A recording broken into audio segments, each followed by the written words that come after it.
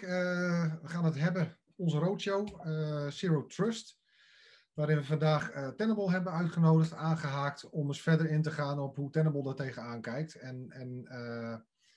Het leuke is dat wij, ik denk redelijk uniek voor Nederland, dat wij kunnen beginnen ook met Tenable AD. Voor degenen die dat gezien hebben. Er is een overname geweest van Tenable uit het verleden, waar ze Alzit hebben overgenomen.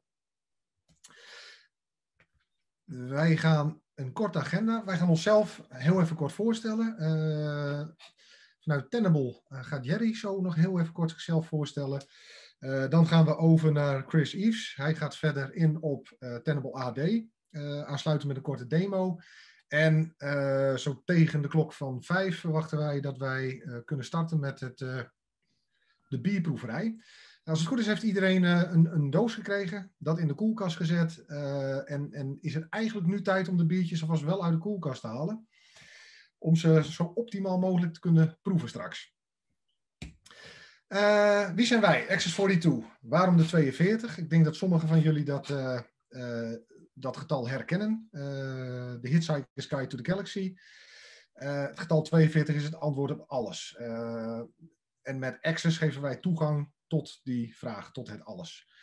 We zijn een IT-security informatiebeveiligingsbedrijf, cybersecurity, onafhankelijk. We hebben geen investeerders en andere partijen die invloed uitoefenen op wat voor manier dan ook. Wij zien cybersecurity als een houding. Het is niet de afdeling IT, de afdeling security of welke afdeling dan ook die het regelt. Cybersecurity zit bij iedereen. Vanaf awareness tot aan technische oplossingen, maatregelen, noem alles maar op. Daarom acteren wij ook echt op het grensvlak van mens, organisatie en techniek. We hebben een team van pragmatische cybersecurity experts die ook echt allemaal met de hak in de klei staan. En Think Big Secure the World is ons maatschappelijk verantwoord ondernemen.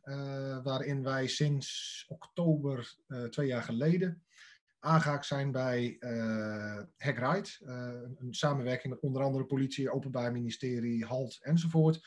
Om eigenlijk jeugdige hackers, als je ze zo mag noemen, die gepakt zijn door de politie, te helpen om eigenlijk hun kennis voor het goede in te gaan zetten.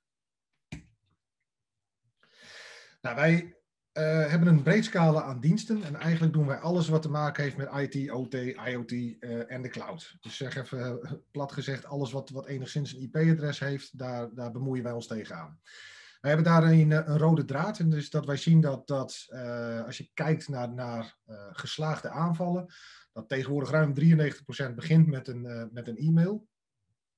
Of met een kwetsbare service die ergens op het internet draait. Waardoor gebruikers uiteindelijk binnen weten te komen. Endpoints weten te compromitteren. En vanaf daar verder gaan. Op zoek naar bijvoorbeeld de Active Directory om misschien domeinadmin te worden. Daarnaast zien wij ook verschuivingen richting CI/CD. Dus waar we eerder security involved wilden hebben. Waar container security, web application scanning, dat soort zaken veel meer tevoorschijn komt. Inzicht krijgen in waar zitten nou alle kwetsbaarheden. Nou, dat is ook een van de onderdelen waarin we samenwerken met Tenable. Ik denk dat de meesten van jullie Nessus kennen als product. Vulnerability management is daar de oplossing, dat we gewoon continu meekijken, kijken van waar zitten de kwetsbaarheden, waar moet je actie ondernemen. En dat eigenlijk op een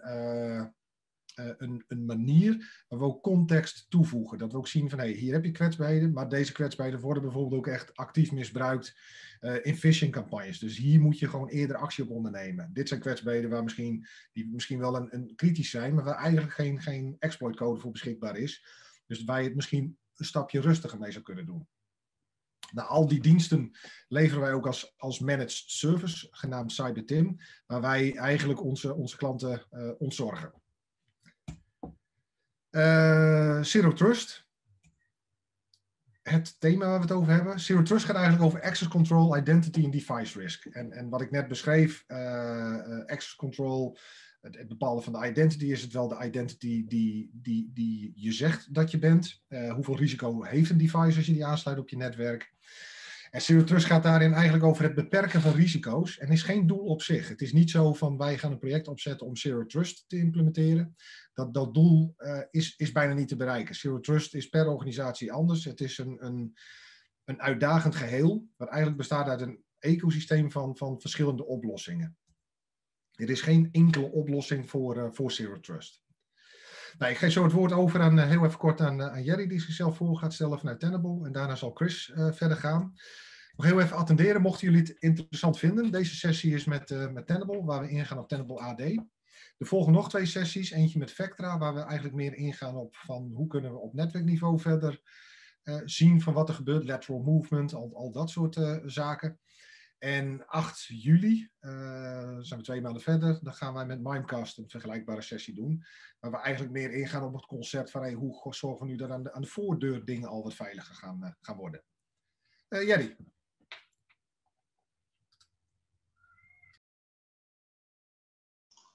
You're on mute. Thank you, Chris. Nee, ik zei, dankjewel Ronald. Welkom allemaal. Ik zal me even ik kan me voorstellen, ik ben security engineer lokaal. Verantwoordelijk vanuit de techniek werk ik voor Tenable en ondersteun ik Access 42 bij onze werkzaamheden zeg maar, in de markt.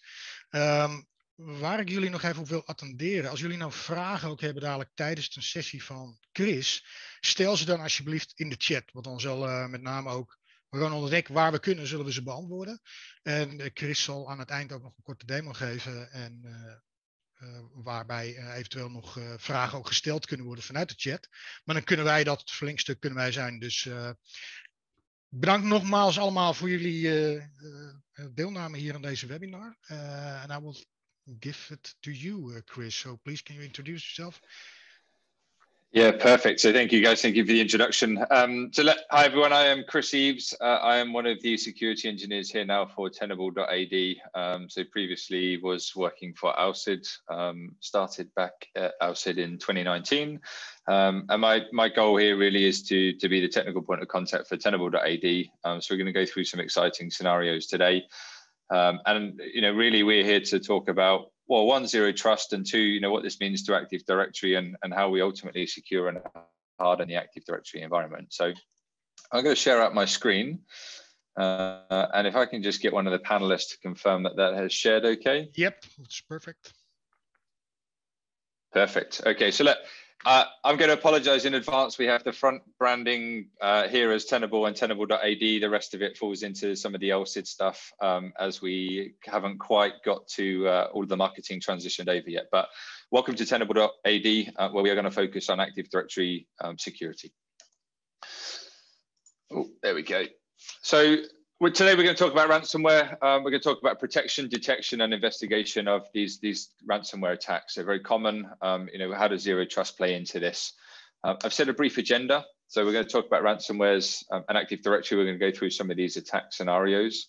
We're going to talk about why Active Directory, the importance of Active Directory. We're going to go into some quick demonstrations. I've got a couple of videos to show you just how easy it is for attackers to start exploiting and manipulating Active Directory. We're then going to talk a little bit about an AD security plan, how we start to put and piece some of these together. If we get some time, we're going to go into a bit of a live demonstration. We will do our best to get there, but we'll see how we get on. And then we'll go through a quick conclusion and a Q&A at the end before I can pass back to the team to get onto the beer drinking, which is, I know, why we're all here.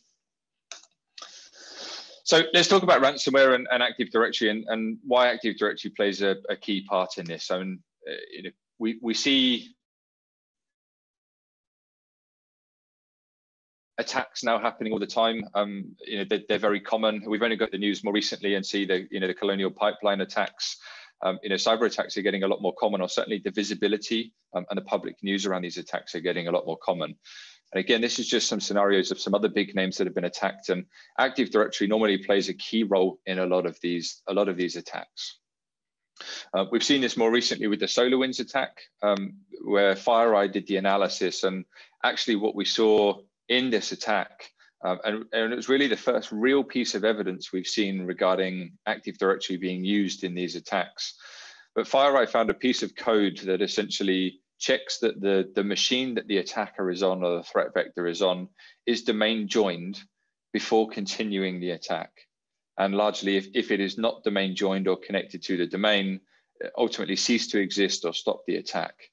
And I think this is quite a powerful message, and it really just highlights again the importance that Active Directory plays in these attacks for attackers to be able to move laterally across the business, but also to be able to escalate privileges and get hold of domain dominance. Once we get hold of domain dominance, we are able to do almost anything that we want within the business. So let's start to look at the threat landscape, and I've just got a couple of statistics here, and we'll highlight some of the key important ones. But 80% of the attacks use Active Directory to perform lateral movement or privilege escalation.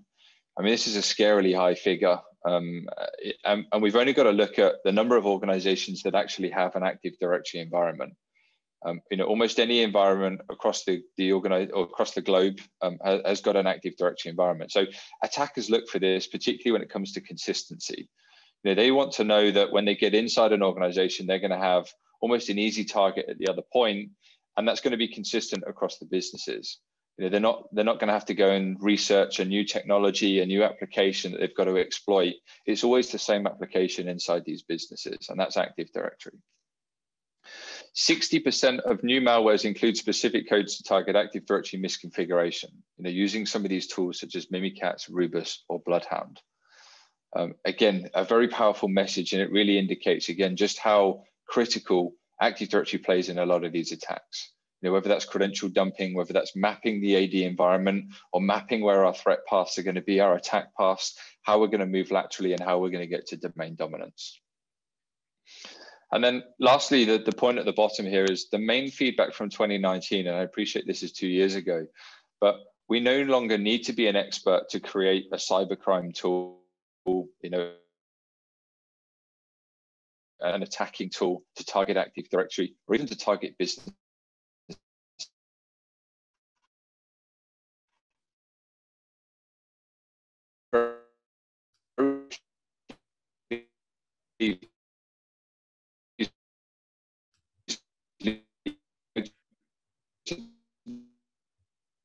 I don't know if it's. And that's a very, very scary thought. You know, no longer. Yeah, sorry, Chris. I don't know if it's just me, but the audio is the connection seems to be worse every now and then. Apologies. Let me stop my video and just see if that makes any difference. Good.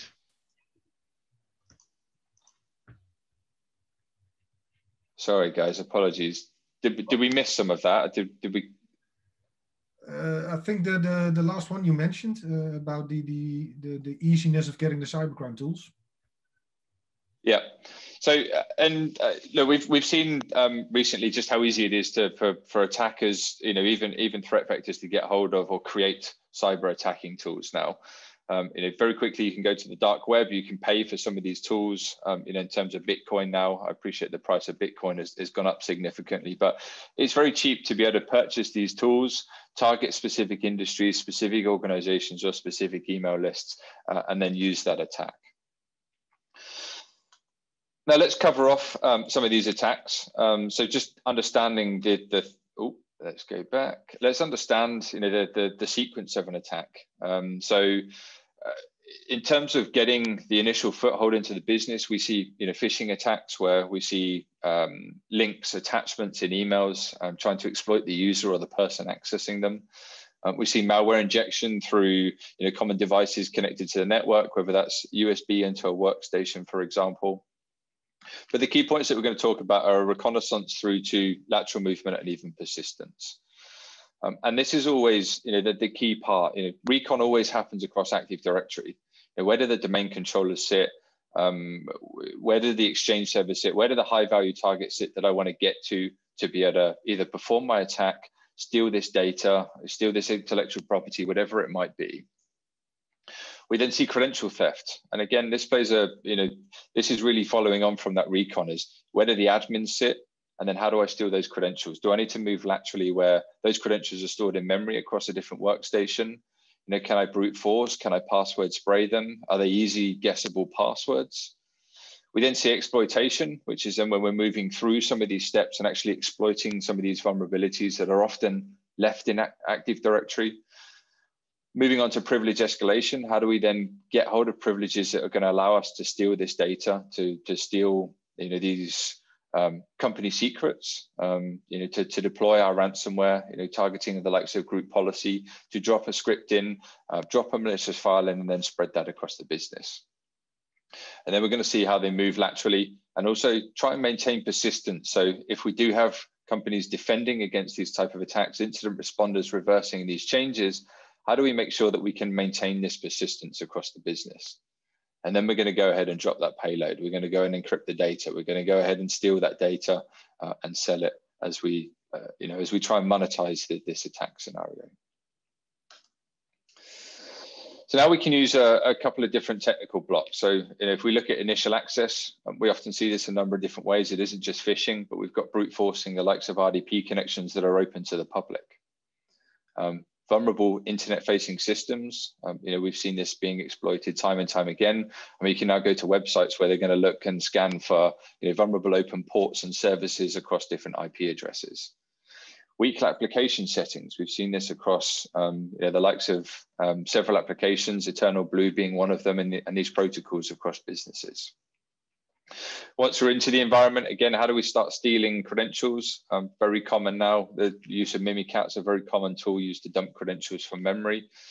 Being able to see credentials in plain text. We don't even need admin rights to be able to read those. We can do that with a read-only user account. The abuse of service accounts. Service accounts are very, very popular across businesses, and often a lot of these service accounts require privileged access. Antivirus, for example, EDR will often require privileged access.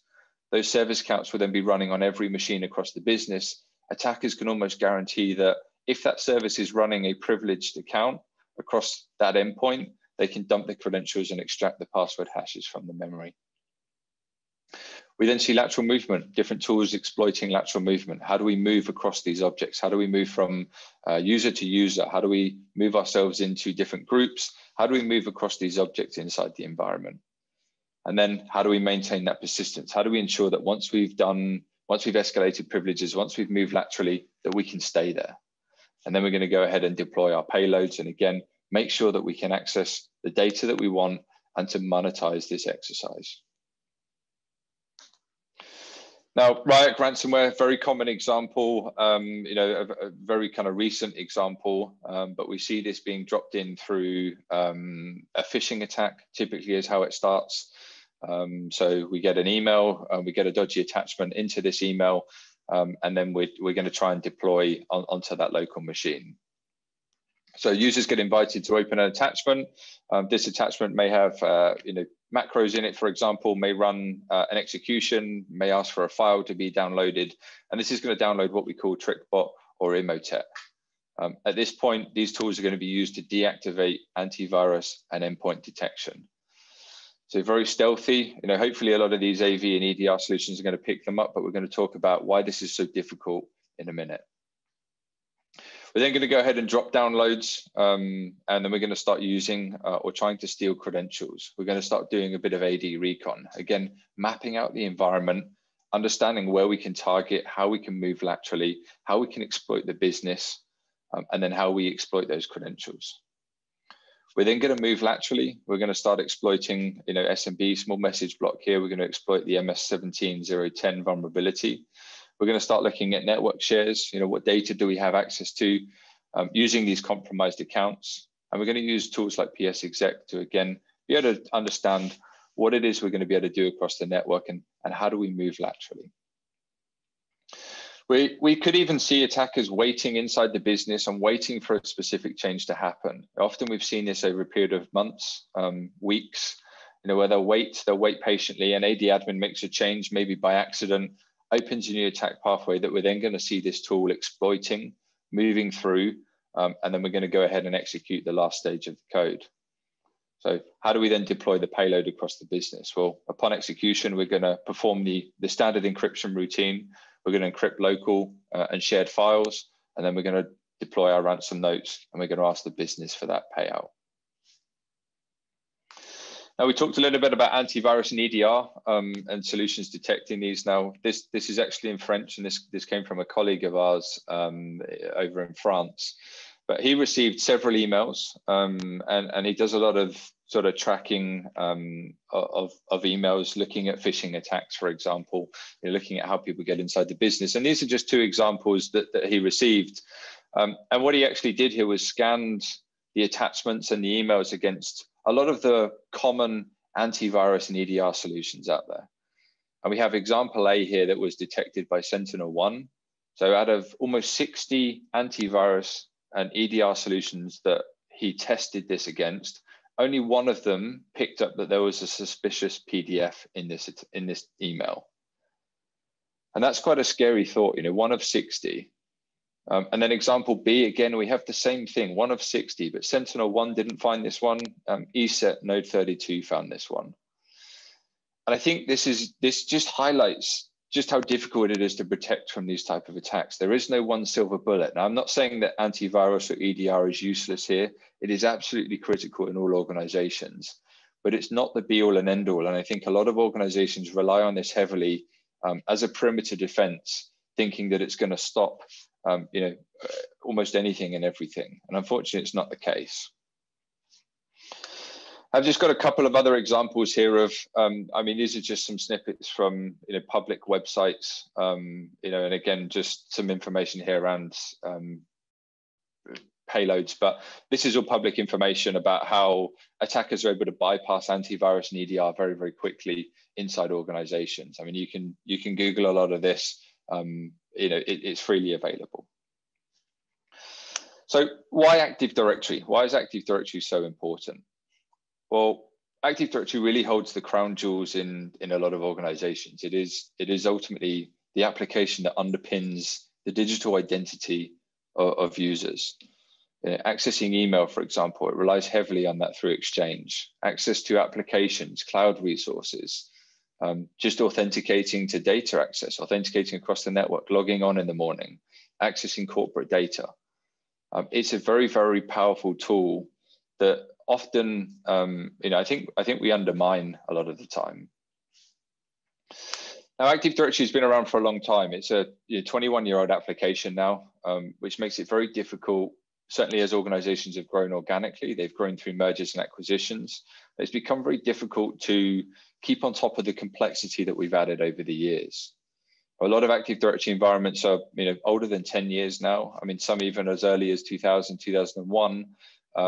Where again, there's been 21 years of all these bad practices, these misconfigurations, this organic growth, as we've seen, even different versions of operating systems come through the Active Directory environment. It's always an evolving target. I mean, AD changes happen constantly, and this can be done through AD admins. It could be done through replication. It could be done through acquisitions, and we see a lot of human error as a result of this. Human error, and this is often one of the key points of why Active Directory is so widely used, is that it's not often threat vectors. I mean, threat vectors don't often make too many changes to Active Directory. They wait for human error to happen, or they rely on human error being happening over the longevity of the Active Directory deployment. And it really just goes into detail behind, again, why Active Directory is, one, such an easy target, but two, why it is the target. Now, I wanted to go through a couple of quick demonstrations as well about some tools that we can use to ultimately exploit Active Directory, exploit organizations. So I'm going to target, firstly, the initial foothold once we've got in through a phishing link. We've got a foothold on a workstation is what are we going to look to do? I'm just very quickly going to grab a video here. So I'm going to open this up. And here we now see the SAM account database on this machine. And what I'm going to do is we're going to restart this machine. And at this point, I may have displayed, can everyone see this okay? Am I sharing the right screen? Yeah. Yeah, cool. So what we're going to do is we're now going to boot to a CD drive where we could use the Windows image. We could use a freely available tool, a Linux CD. We could do this through USB, but we can put something into the computer account that means that we can boot to it. Now, what I'm going to do here is hopefully wait for this to boot, but we're then going to start to interrogate this information. We're going to boot into the device that we've got. Now, again, we can see the local SAM account database here, where very quickly we can reset the administrator password if we want to. We could delete a user account. What we're going to do is actually go ahead and add a user account. So we're going to go ahead and add Neo here. Yep, we'll type that correctly. And we're going to go ahead and give Neo a password. We're going to use a simple one in this example. And now what we can do is we can give this user administrative privilege very quickly. Once we've added this user to the local account database, we can go ahead and reboot the machine. And then when this machine fires up and logs or boots back into the Windows operating system, at this point, we can go ahead now and we can check actually that we've created this machine. So we're going to open up our local users and groups here. We can see the Neo account has been created. We can see this is a member of the local administrator group. And now we can actually log off this machine and we can log on with that user. And very quickly, we've managed to get local admin rights across this machine.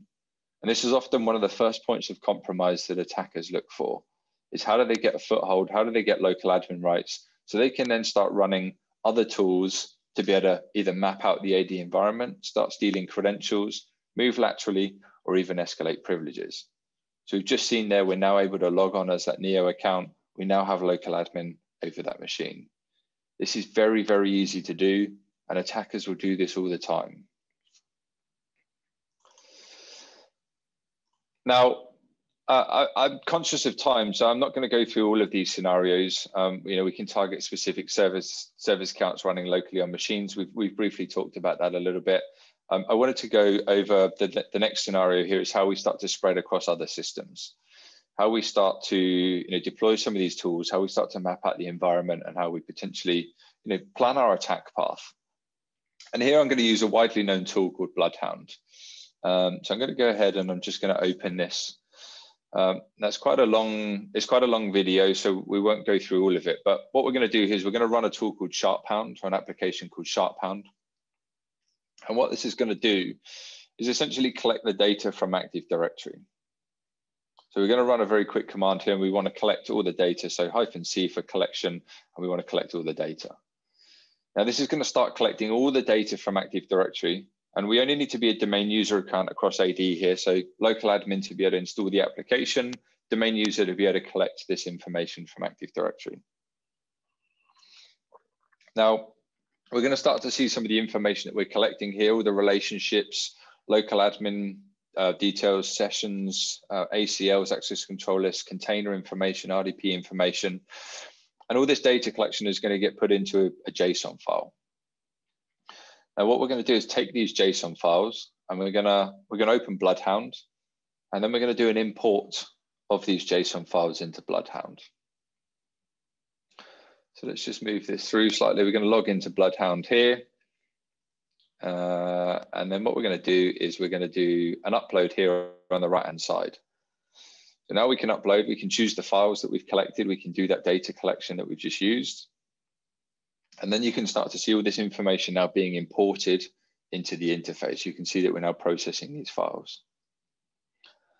So this is going to take just a minute. And once we process all these files, we can now start to see the whole Active Directory estate. Now here we can go across the top and we can see all the database information. We can see the information that we've collected, how many users we have, the computers, the groups, the access control lists, and the relationships. And then we can query this data. And you can start to see some of the reports here now, find domain admins, for example. Now what I'm going to do is do a search on a particular object, but we're going to search for this particular target. So again, we're going to search for a machine, and we're going to understand how we want to move from a user account to a particular Windows machine. Now, again, I'm going to play this information out here, but what we now start to see are the attack paths, or what we call the AD attack paths, or the control paths. So Bloodhound is now going to tell me, as an attacker, the exact paths that I need to take to get from Han all the way to that Windows 2019 server.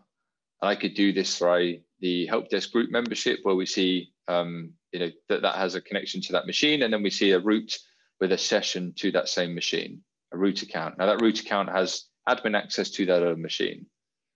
We can go up the other way, and we can see that we have admin access to this machine, where we have a session to net at Windows, and then we have that object there, or that user with domain admin rights, where I'm then going to be able to use that to log on to the Windows 2019 machine.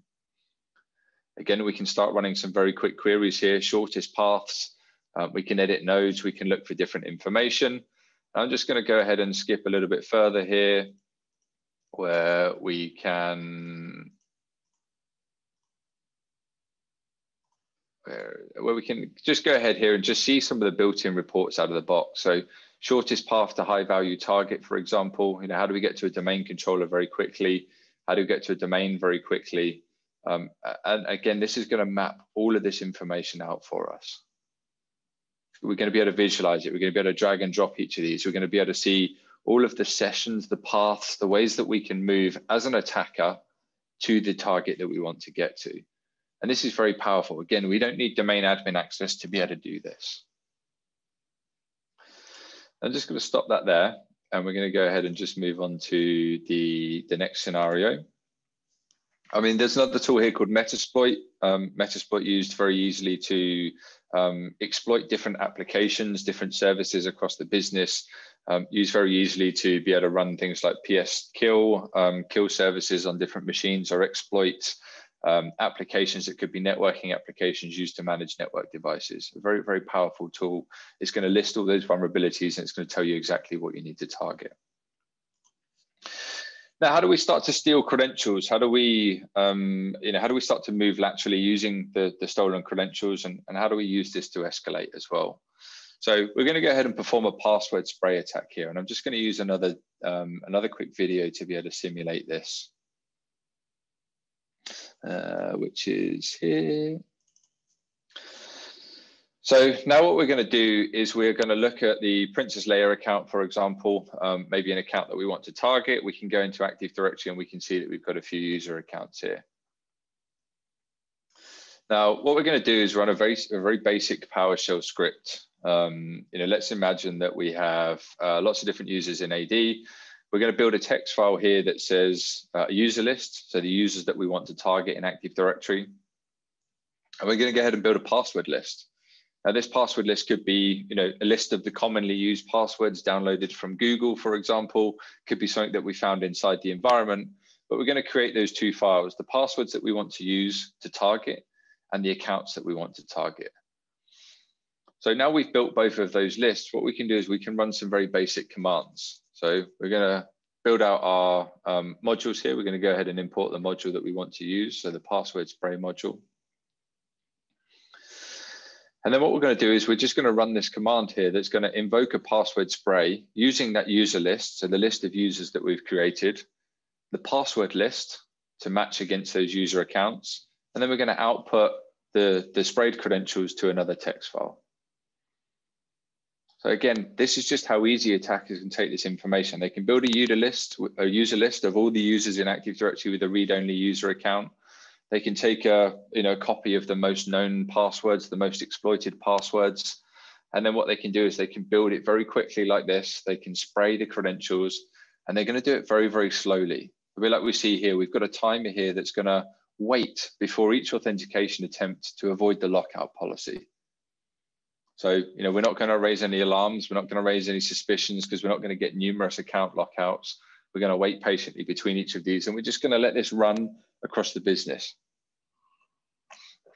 Now, once we've run this, we're going to get this output created where we can now see a brand new text file, and we're going to see the sprayed-creds file here, where we're going to see all the objects, the users, and the passwords that match those objects. So we now have an output of a list of users and their passwords that we can go ahead and now use for escalation, lateral movement, or further exploitation of the business. So again, very, very powerful, but very quick and easy for threat vectors to do. Now, I was going to go through DC Shadow and primary group ID, but I'm hoping if we get a bit of time, I can show you this in a quick demonstration. So let's move on to the AD security plan. What it is we need to do and how do we start to put this plan in place? Well, we look at this from a 4-pillar approach. So we're going to start with point 1 here, where we want to ultimately find and fix existing weaknesses. As these weaknesses have been developed over a period of 10, 15 years, there's going to be a lot there. There's going to be a lot of vulnerabilities. There's going to be a lot of misconfigurations in these weaknesses. So firstly, we want to map out where these sit and start looking at the data behind them and how we then start about fixing them and improving our security posture. We then want to be able to monitor changes across the Active Directory environment in real time. So how do we uncover new attack pathways? Now, this could be made through human error, a bit like we talked about before. This could be attackers actively inside the business performing these attacks, whether that's privilege escalation, for example, lateral movement, dropping themselves into security groups, but actively detecting these changes and being able to alert on them, whether that's to proactively secure or detect. We want to be able to detect ongoing attacks in real time. If we see someone performing something like a password spray attack where they're trying that same password across numerous accounts in relatively quick succession, how do we detect that activity? And we want to make sure that we can detect that and give organizations the visibility of it very quickly. And pillar 4 is we want to be able to investigate incidents and be able to hunt for threats, providing an interface that makes it very quick and very easy to not only understand where you could be targeting or where you could be targeted, hunt for those threats in real time, but also if we don't get to that point where we are able to hunt for these threats in real time and we need to do a bit of investigation, incident response, how do we piece together a timeline of these events that happened across our Active Directory environment? Now, we do all of this with no agents, no privileges, so we do not increase the threat landscape across organizations. This is often a big challenge that businesses have is a lot of solutions in this space want an agent on all the domain controllers. They want a privileged account inside the business. Those are new attack pathways that attackers can leverage, using Metasploit to exploit agents and using privileged accounts to dump credentials or ultimately get a foothold inside the business.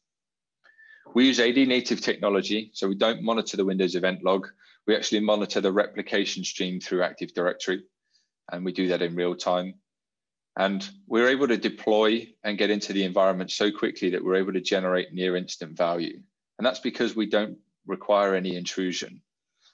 So we often deploy in about 40 minutes. We do an initial scan of Active Directory, which will depend on the size of the AD environment, but often this completes within an hour, which means we're able to generate and provide very real results within about an hour and a half of configuration and deployment. So the information that we start to collect is sysvol data directly from that sysvol directory on each domain controller. And this is going to replicate between the DCs. This is how we take a copy of these events.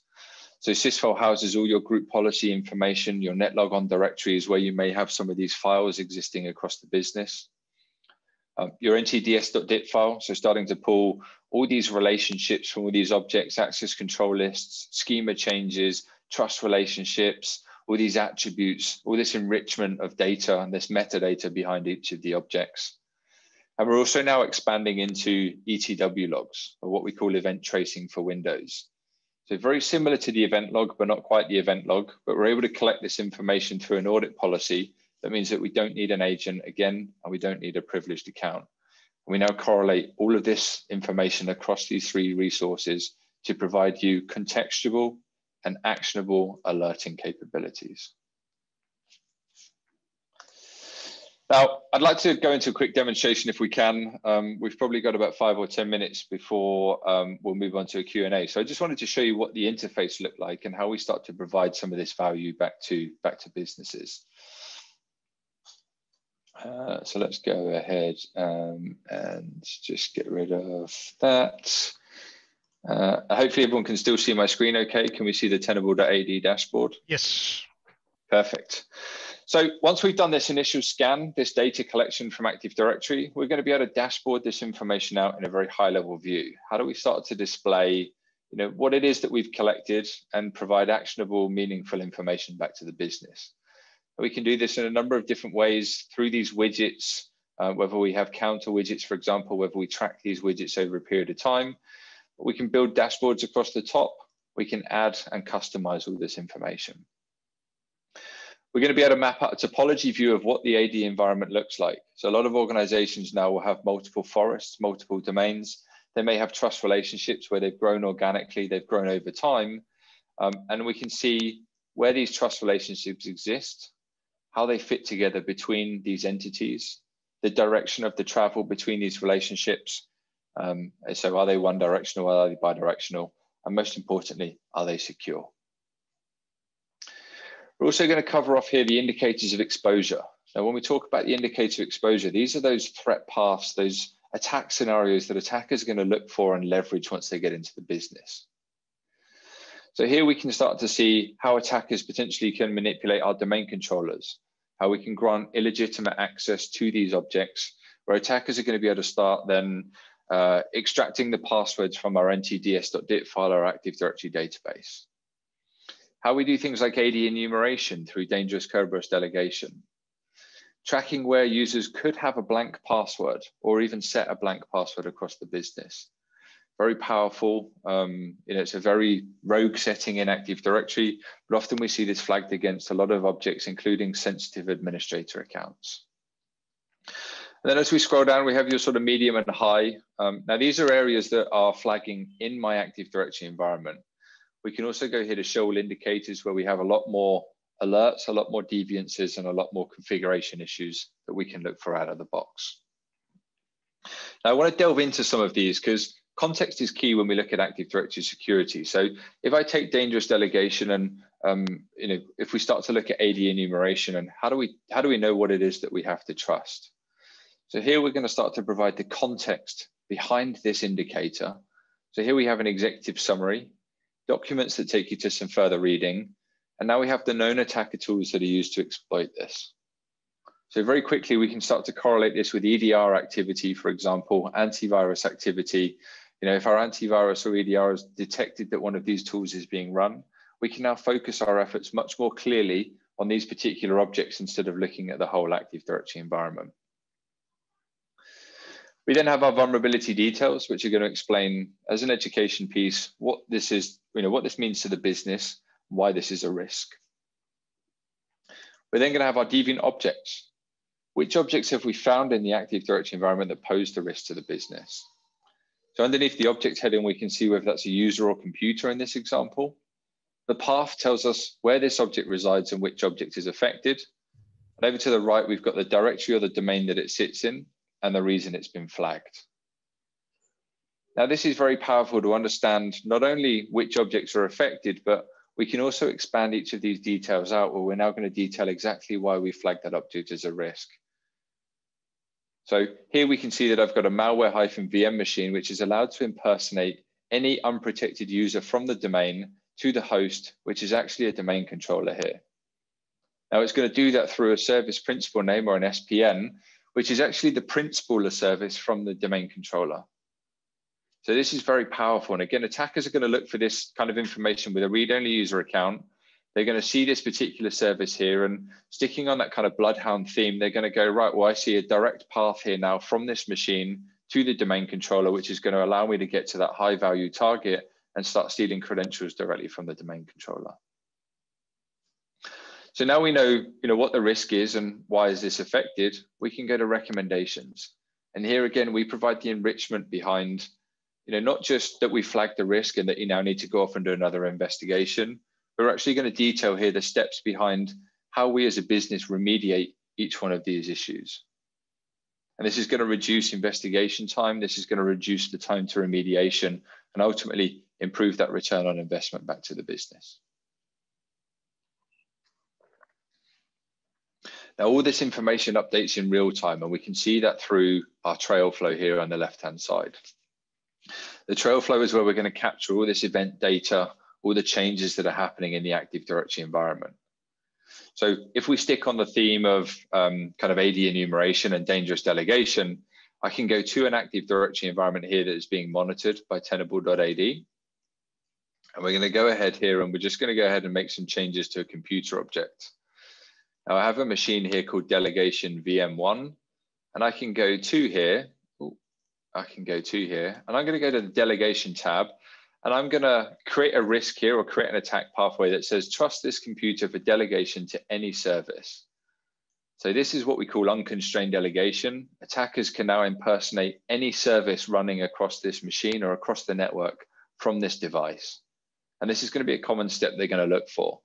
When I apply this change and create this risk, what's going to happen in the background is we're going to get the event come through, and very quickly we're going to get an alert firing to say that we have unconstrained delegation against this computer object. And this is where real-time information becomes very important. We're not having to sit here now and wait for point-in-time assessments. We're not having to wait minutes or even longer for events to be collected before we go ahead and fire the alert. we're going to capture it immediately. We're going to flag it as an alert immediately. Now, again, we're going to capture this information. We're going to see the attributes associated to the changes, but most importantly, we're going to provide a deviance tab here, which is going to contextualize this information again and explain it in plain English, in simple terms, so that we can understand it. Now, if I go back to my indicator exposure here, so dangerous Kerberos delegation, we're also now going to see that this object is now flagged here. We can see dangerous delegation VM1. And if I just go ahead and clear that search, we see it at the bottom of the list. So everything updates in real time. The application moves through these deviances as and when we see them detected. Now, if I go ahead and fix this setting as an AD admin, we've seen it been flagged. We're going to go ahead and set this back to do not trust this computer for delegation. We're going to go ahead and apply that change, and we're going to remediate it. Now, if I go back into dangerous delegation and go to deviant objects, no longer do we see this object appear here. Very quickly, it's remediated. The system knows this. We've already captured that change. And therefore, again, we can start to evidence this success back to the business. We can also go back to the trail flow, where we're going to see the new event come through for delegation. We see the change there. What I'm actually going to do is go back to the existing event, where we can go back to the deviance tab, and we're now going to put a little resolved timestamp on it. And this is very powerful. The real-time information here makes this very easy to use. All this data enrichment means that, again, we don't need to be AD admins or experts to be able to understand and digest this information. We're going to give actionable remediation steps, and then we can evidence this success back to the business. Now, I'm very conscious of time, so I'm going to look to wrap up the demonstration there. And what we're going to do is just go back to the PowerPoint. And we'll move on to a question and answer if anyone has any questions. Yeah, we haven't seen anything in the Q&A or in the chat. If there are any questions, yeah, please put them in the Q&A or in the chat. If not, I think, Chris, you made a really good presentation. Got one question from Lucas. How does this apply to Azure AD? Very good question. Yeah, very good question. So today, unfortunately, we don't have the ability to add an Azure Active Directory domain. The core focus has been and was on-premise Active Directory. We have now seen obviously a massive shift, an acceleration into Azure Active Directory over the midst of the pandemic. It is on the roadmap, and we are expecting Azure AD domains to be added towards the end of the year. Please don't quote me on that, but that's the current timelines that I'm being given. Today, what we do cover is the AD Connect piece. So AD Connect is the process that synchronizes the on-premise Active Directory to Azure Active Directory. Often a lot of organizations synchronize the password hashes and the passwords up through this process. You can disable this, but it means that you have a privileged account or a single sign-on account associated to this process. You also have a computer object. We do look at those objects, look at risks associated to those, where attackers may be trying to leverage ACL changes or escalated privileges across those objects to be able to extract those password hashes. So we do cover some of that process. We just don't cover the Azure AD piece today. Okay. One other question, are there any possibilities for triggering automated responses to threats misconfigurations? Yeah, absolutely. So we can't do that ourselves in the sense that we don't have any ability to make changes to the AD environment. We didn't want that access because it increases our exposure. We're already providing a lot of sensitive information through the threats and the misconfigurations. And I think you also have to be very careful about automating through Active Directory.